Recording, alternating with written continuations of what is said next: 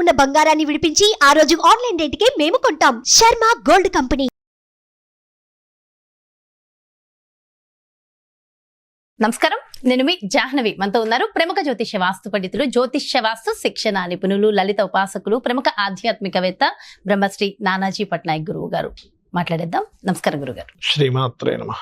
అయితే గురుగారు, ప్రస్తుతం కొన్ని సిచ్యువేషన్స్ చూస్తుంటే నిజంగా చాలా బాధాకరంగా అనిపిస్తుంది. క్రోధినామ సంవత్సరం మొదలైందో లేదో కొన్ని విషయాలు, సంఘటనలు కళ్ళకు కట్టినట్టు అలా చూస్తుంటే బాధేస్తుంది. అందులో ముఖ్యంగా ఒక సంఘటన నిజంగా చాలా కలిచి వేసింది. భర్త భార్యకి 200 రూపాయలు ఇచ్చాడంట. ఆ 200 రూపాయలు నాకేం సరిపోతాయి అని చెప్పి పిల్లలతో సహా బావిలో దూకి మరణించిందంట భార్య. అసలు ఎటు పోతున్నా, ఏమవుతుంది? సరిపోకపోతే భర్తను అడగాలి, గొడవ పెట్టుకోవాలి, తీసుకోవాలి, లేదంటే ఏదో ప్లాన్ చేసుకోవాలి. అంతేగాని సూసైడ్ పిల్లలతో సహా, నెక్స్ట్ భవిష్యత్తు, ఎంతో భవిష్యత్తు ఉన్న పిల్లలతో సహా. ఇదైతే ఆడపడుచుకి చక్కగా ఏదో కావాలని అన్నను అడిగినందుకు, అన్న కొనిచ్చినందుకు ఏదో ఒక ఫ్రిడ్జ్ ఏదో కొనిచ్చాడట ఆడపడుచుకి. భర్తనే చంపేసిన భార్య.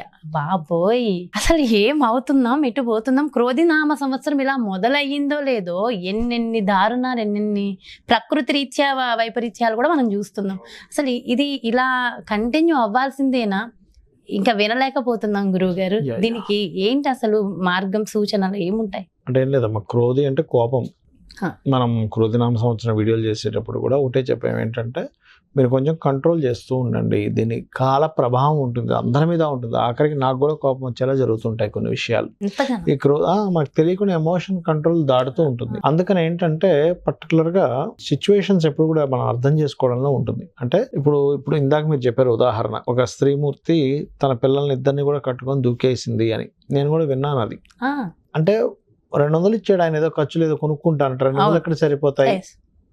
ఏదో ఇంటి ఖర్చులకు కాదు, అది నార్మల్గా ఆవిడ ఏదో కొనుక్కుంటానంటే ఇచ్చాడట.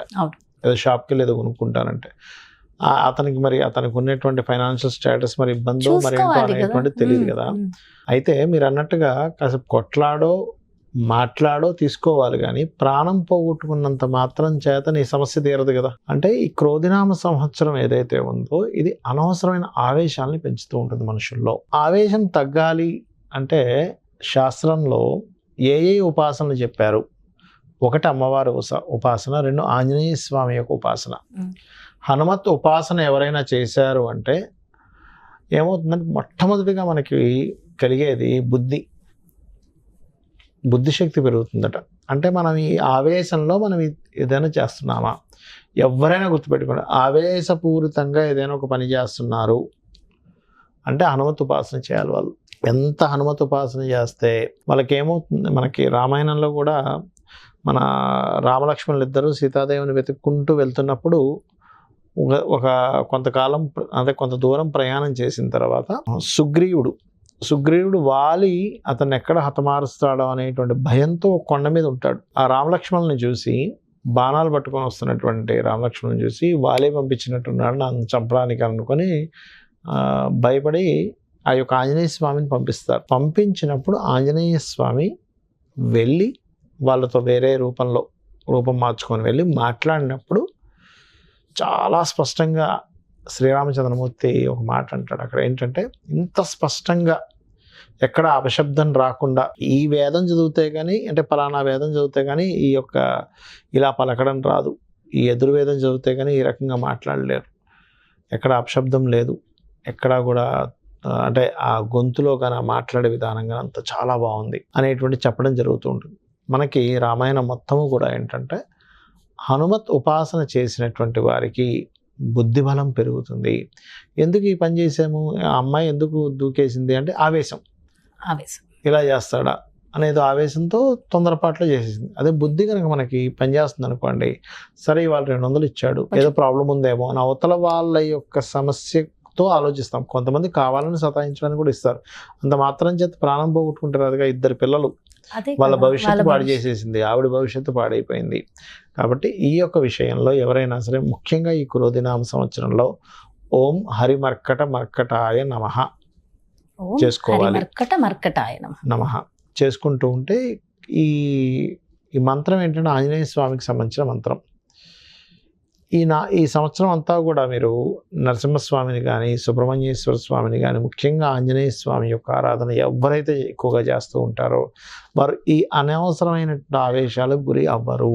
అందులో ప్రధానంగా ఈ మాసం మొత్తం ఒక ఎత్తు అయితే ఈ మే 11 వరకు కుజుడు బుధుడు కలిసి ఉన్నారమ్మ.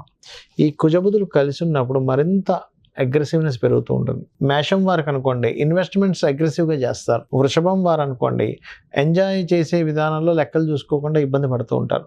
మిథునం వారికి కెరియర్ పరంగా ఇబ్బంది వస్తుంది ఈ కుజబుధుల కలయిక వల్ల. ఇది మే 11 వరకు ఉంది. కర్కాటకం వారు అనుకోండి తండ్రి గారితో తెలియని గొడవలు అవుతూ ఉంటాయి. సింహం వారికి అయితే యాన్స్టస్ ప్రాపర్టీస్ మూలంగా గొడవలు రావడం సింహలగ్నం వారికి. అదేవిధంగా కన్యాలగ్నం వారికి అయితే ఈ సప్తమ స్థానంలో కుజబుధులు ఉన్నారు కాబట్టి జీవిత భాగస్వామితోని వివాహ సంబంధించిన విషయాల్లో పార్ట్నర్స్ విషయంలో ఇబ్బంది వస్తూ ఉంటుంది. తులవారికి అప్పుల వల్ల, వృశ్చికం వారికి సంతానం మూలంగా లేదా ఫ్రెండ్స్ మూలంగా లేదా షేర్ మార్కెట్ మూలంగా, ధనస్సు వారికి ఏదైనా ప్రాపర్టీ తీసుకునే విషయంలో మిస్కమ్యూనికేషన్స్ అవ్వడం, గొడవలు జరగడం. మకరం వారికి సర్వసాధారణంగా ఏదైనా వాళ్ళ జాబ్ రిలేటెడ్ సంబంధించిన దాంట్లో ఎవరితోనైనా కమ్యూనికేట్ చేసేటప్పుడు ఇబ్బంది వాళ్ళ వ్యాపారంలో కానీ. కుంభం వారికి ఫైనాన్షియల్ పరంగా, మీనం రాశి వారికి శారీరకంగా తెలియని ఒక స్ట్రెస్ అనేది పెరుగుతూ ఉంటుంది ఈ కుజబుధుల వల్ల. అందుకని ఈ జాగ్రత్త తీసుకోవాలి. వీలైతే కనుక విష్ణు సహస్రనామాలు వినడము, లక్ష్మీ నరసింహస్వామి యొక్క కరావలంబ స్తోత్ర పఠనం కనుక చేసుకున్నట్లయితే అన్ని విధాలా బాగుంటుంది. ప్రతినిత్యము కూడా ఇవన్నీ చేసుకుంటూ ఉండడం, అసలు మరీ చంపేయడము, సూసైడ్ చేసుకోవడం, అదే బుద్ధి పనిచేయకపోవడం. ఆవేశం ఎప్పుడైతే వస్తుందో బుద్ధి పనిచేయదు మంది. అయితే అందరికీ ఆవేశం వస్తుంది, కానీ ఆవేశం వచ్చిన తర్వాత దాన్ని కంట్రోల్ చేసుకుని మళ్ళీ దాన్ని అర్థం చేసుకోగలగాలి సిచ్యువేషన్. అవతల వ్యక్తులు మనకు వ్యతిరేకంగా ఏదైనా అంటున్నారు, మనకు ఆవేశం, కోపం వస్తుంది. కానీ ఆ వచ్చినప్పటికీ అందరికీ వస్తుందమ్మా. ఎవరికి రాని వ్యక్తి ఉంటాడు, ఆవేశం రాని వ్యక్తే ఉన్నాడు. నాకు వస్తుంది, మీకు వస్తుంది, అందరికీ వస్తుంది. కాకపోతే అది వచ్చినప్పుడు ఒక్క 10 నిమిషాలు మనం, ఒక 2 నిమిషాలు కనీసం మనం నోరు కనుక అదుపులో పెట్టుకోగలిగి ఒక్కసారి కూల్గా కనుక ఆలోచించగలిగితే అద్భుతమైన పరిష్కారం దొరుకుతుంది. ఖచ్చితంగా, నిజంగా ఎంతో చక్కగా వివరించారు గురుగారు. Thank you so much. నమస్కారం. శ్రీమాత్రే నమః. సో ఇదండి, నిజంగా ఒక్కొక్కసారి ఆవేశంలో ఏవేవో చేసేస్తూ ఉంటాం, మనకి మనం హామ్ చేసుకుంటాం, ఎదుటి వ్యక్తులకి హామ్ చేస్తాం. అంటే మనంతటా మనం ఆత్మహత్య చేసుకోవడం కానివ్వండి, హత్యలు చేయడం కానివ్వండి, ఇదే అనే కాదు, చిన్న చిన్న విషయాలకి గొడవలు పెట్టుకుంటూ ఉంటాం, కొట్లాటలు జరుగుతూ ఉంటాయి. అసలు ఇవన్నిటికీ ఈ క్రోధినామ సంవత్సరం ఇంకా ఎక్కువగా ఉంది కాబట్టి మనకి మనం చాలా డెడికేటెడ్గా చాలా జాగ్రత్తలు తీసుకుంటే మరింత శుభ ఫలితాలు ఉంటుంది. గురువుగారు చక్కగా 12 రాసులలో కూడా ఎలాంటి ఇబ్బందులు కలుగుతాయి, ఎలాంటి జాగ్రత్తలు తీసుకుంటే మరింత బాగుంటుంది క్రోధినామ సంవత్సరం అనేది డీటెయిల్గా ఎక్స్ప్లెయిన్ చేశారు కదా.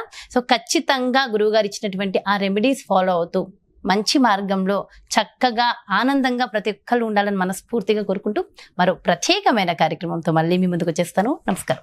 మరి అదేవిధంగా పర్సనల్గా మన యొక్క జాతకాన్ని పరిశీలించుకోవడం చాలా ముఖ్యం.